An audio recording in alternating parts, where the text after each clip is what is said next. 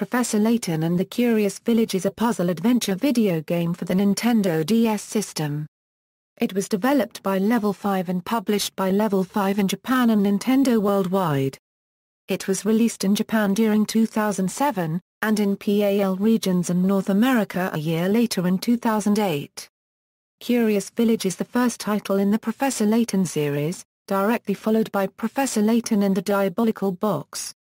The game centers on Professor Hershel Layton, and his self-styled apprentice, Triton, investigating the fictional village of St. Mystere about an artifact known as the Golden Apple, an heirloom that the late Baron had left as a test to determine who would receive his fortune after his death. The residents of St. Mystere particularly enjoy brain teasers, and will often ask the player to help solve them by using the system's touchscreen to submit answers, in exchange for their cooperation in the search. Professor Layton and the Curious Village was met with generally positive reviews, praising both its approach to combining the adventure and puzzle genres, as well as for its presentation and animated cutscenes.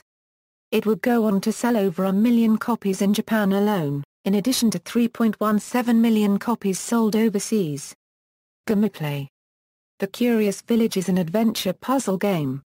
The player controls the movements of Professor Layton and his young assistant Luke around the village of St. Mystere to locate the Golden Apple, and solve other mysteries that arise during their search. St. Mystere is divided into several sections, some of which are inaccessible until the story has advanced to a certain point or the player solves a certain number of puzzles. The player can talk to characters or investigate objects on screen by tapping them. In many cases, the characters will ask Layton and Luke to try to solve a puzzle. There are also hidden puzzles that can be found by investigating certain objects. As the story progresses, if an unsolved puzzle can no longer be accessed, it will reappear at Granny Riddleton's puzzle shack at the plaza, midway through the game. Puzzles include brain teasers, sliding puzzles, logic puzzles, and others. The player is presented with each puzzle and its value in picarats, and is given an unlimited amount of time to solve it. Each puzzle has 3 hints available for it, but the player must spend 1 hint coin to see each hint. Hint coins are limited. The player starts with 10, and more can be found by examining suspicious objects around the village. Once the player feels they have the answer to a puzzle, depending on the puzzle, they might enter it by selecting an answer, drawing a circle around a specific area, or entering the answer by inputting letters or numbers into the DS's touchscreen. If the player is correct, the picarats are added to his total score, and he is sometimes rewarded with an item. If the player is incorrect, he can retry the puzzle indefinitely, though the first 2 times he is wrong, the value of the puzzle will decrease by approximately 10% each time. There are also puzzles in which the player must make a sequence of moves in order to reach some final state, and cannot submit an incorrect answer. Optionally, a player can quit a puzzle at no cost and try another, though certain puzzles are mandatory to progress. Once a puzzle is completed, the player may retry it at any time via the game's menu. As a reward for completing a puzzle, the player may earn one of 3 rewards: machine parts known as gizmos, furniture, or portrait pieces, to be used in their respective minigames accessible through the professor's trunk. Gizmos can be attached to assemble a robotic dog with the ability to sniff out hidden hint coins and puzzles. Pieces of furniture can be placed within Layton's and Luke's rooms at the local inn, arranging them in such a way as to make both of them completely happy with their rooms. Pieces of a portrait are assembled like a jigsaw puzzle, revealing a picture once fully assembled. By completing all 120 puzzles in the main game and each of these 3 minigames, the player can access up to 15 bonus puzzles from the main menu. The game is also compatible with Nintendo Wi-Fi connection, which allows players to connect to the internet and unlock over 25 new puzzles in the game. The first unlockable puzzle was made available on the day of the game's release, and new puzzles were released weekly for half a year, every Sunday. After May 20, 2014, it will not be possible to download the additional content, as the Nintendo Wi-Fi connection service will be terminated on that date. Also found within the bonus features is a hidden door, which can be opened by inputting a code found in a similar menu within the sequel, Professor Layton and the Diabolical Box. After opening, the door can be clicked to reveal concept art of various characters within the game. A playable demo of the Curious Village is available on its official website. Plot. Specific order of events in the game will vary depending on choices that the player has made during the game, but the overall plot remains unchanged. The game opens with Professor Hershel Layton and his young assistant Luke driving to the town of St. Mystere, summoned by a letter from Lady Dahlia, widow of Baron Augustus Reinhold. The Baron stated in his last will and testament that whoever solves the mystery of the Golden Apple will inherit his fortune, and several people have attempted and failed. The two enter the town and find that most of the population is fond of puzzles and brain teasers, which both Layton and Luke are adept at solving. They see a large, haphazard tower that occupies one side of town that no one can get to. People hear strange noises emanating from it at night. Layton and Luke meet Lady Dahlia and other family members, including Simon, Gordon, and the family servants. Before they can discuss the mystery further, a loud exploding sound is heard and Dahlia's cat flees out of the door. Layton and Luke retrieve the cat and, upon returning to the mansion, discover that Simon has been murdered and the case is already under investigation by Inspector Chelmy, a renowned detective. Chelmy initially suspects the two, but then tells them to stay out of the investigation. However, Matthew, the butler of the Baron's mansion, tells Layton about a small gear heel that he found in the room near Simon's body. As Layton and Luke continue their search for the Golden Apple, they witness the kidnapping of one of Dahlia's servants, Ramon.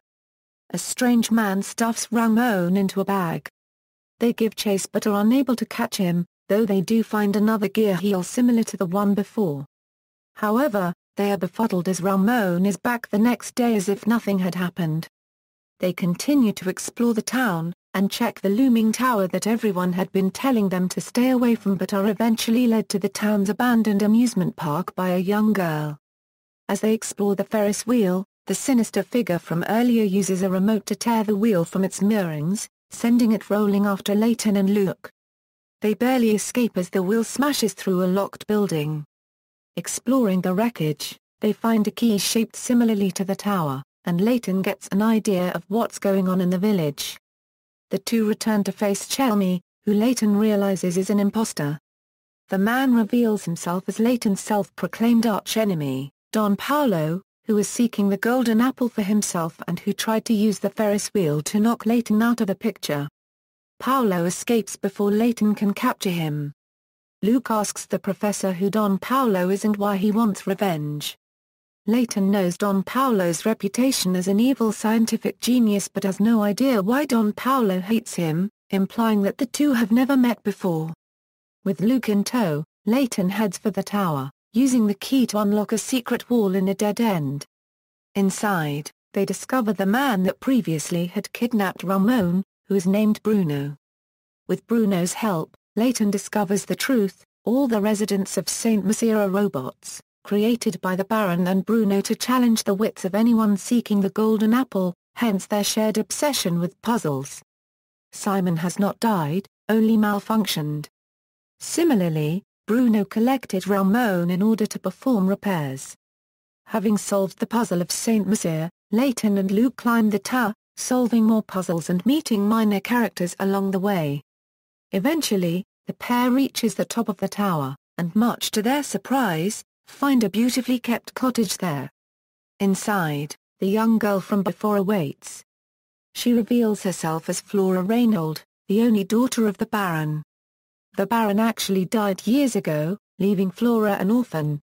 She is the Golden Apple that the robots were protecting until she became an adult. Layton's triumph is short-lived as Don Paolo returns in a flying machine and starts demolishing the tower. Luke escapes down the stairs, but Layton is forced to improvise a glider to take Flora and himself to safety as the tower collapses. Don Paolo, with his machine malfunctioning, drops a bag containing the stolen Simon. The villain swears revenge and leaves, and the three reach the town safely. As Flora hugs the professor and laughs, an apple-like birthmark can be seen on her shoulder. As they regroup at the Reinhold Manor, Layton realizes that there is more to the treasure than just Flora, as the birthmark points to the Baron's riches. Luke finds a switch on the portrait of Flora in the same location as her birthmark, which leads to a secret room filled with gold. A voice recording from the Baron, intended for those who solved the mystery, congratulates Layton. The voice tells Flora to take the treasure, explaining that if it is taken, all the robots will stop functioning. Flora opts to leave it as a way to repay the robots for their services in protecting her and her new friends. As the game ends, Layton, Luke, and Flora leave St. Mystere without the treasure, allowing the residents to continue on with their lives. The three are shown laughing and living together during the game credits. As the first part of a trilogy, the main story ends with a to-be-continued message with a picture of Luke and Layton at a train station. They are about to take the Voluntary Express in Professor Layton and the Diabolical Box. Development: Chiba University. Professor Akira Tago supervised direction on the game's development, with Level 5 President and CEO Akihiro Hino serving as producer. The game features animated cutscenes produced by PA Works. Layton's creation was a direct result of Hino's childhood love of Tago's head gymnastics series of puzzle books, which have sold more than 12 million copies to date in Japan. The game makes use of many puzzles from Tago's books, all of which have been modified to support the DS stylus and touchscreen. Tago also contributed 30 brand new puzzles to the game, developed specifically with the unique capabilities of the Nintendo DS in mind. Reception: The Curious Village received positive reviews from critics. On the review aggregator Game Rankings, the game had an average score of 86% based on 48 reviews. On Metacritic, the game had an average score of 85/100, based on 57 reviews. The combination of the adventure game and brain training genres received mixed appreciation. Some reviewers praised the game for the successful combination, with OneUp.com commenting on how the game's approach is much better than games where the puzzles were integrated into the environment. Other reviewers felt that these two genres do not merge well within the game. Game Informer noted that while the player is given numerous small puzzles to solve, the mysteries of the main plot are basically solved for the player. The game was noted to have little replay value. Once all the puzzles were solved, there was no point in playing through them again. The presentation of the game, including both the general European animation style and cutscene animations, was appreciated by reviewers. Hyper's Darren Wells commends the game for its clever concept, with plenty to solve and unlock, as well as its fantastic presentation. However, he criticizes some puzzles feeling tacked on and the music can get annoying. Nintendo Power listed the ending as one of the best on a Nintendo console, citing the many discoveries that players find in the end credits. The Curious Village sold over 700,000 units in Japan in 2007. The game was the top-selling game for the Nintendo DS in the United States in the first 3 weeks after its release. After it was restocked in the UK, sales of Professor Layton increased 54%, moving it from 10th place to 4th place. Awards. Professor Layton and the Curious Village was awarded the Best Handheld Game Award in the 2008 Spike Video Game Awards, Best Nintendo DS Game of 2008 by GameSpy, and the 10th Best Game Overall of 2008 by GameSpy. In March 2009 it was awarded Best Handheld Award at the British Academy Video Games Awards. It was also nominated for Best Puzzle Game on the Nintendo DS in IGN's 2008 Video Game Awards, and for Children's BAFTA Best Video Game Award in 2008. It won Best DS Game of 2008 on Giant Bomb. Professor Layton and the Curious Village was awarded 15th Game of 2008 overall by Eurogamer, and DS Game of 2008 from GameSpy. It also won the Best Puzzle Game of the Year award in the Nintendo Power magazine.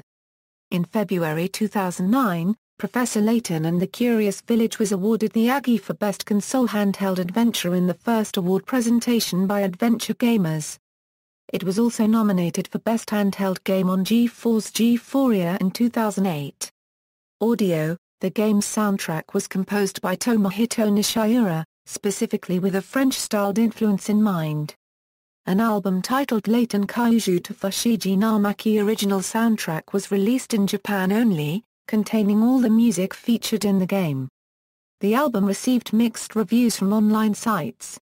SquareEnixMusic.com gave the album 6 out of 10, calling it a rather bland collection of repetitive and similar music tracks from the game. RPGFAN Music similarly stated, "The soundtrack is simply too repetitive to be considered anything fantastic." References. External links: official Japanese site, official North American site, official UK site.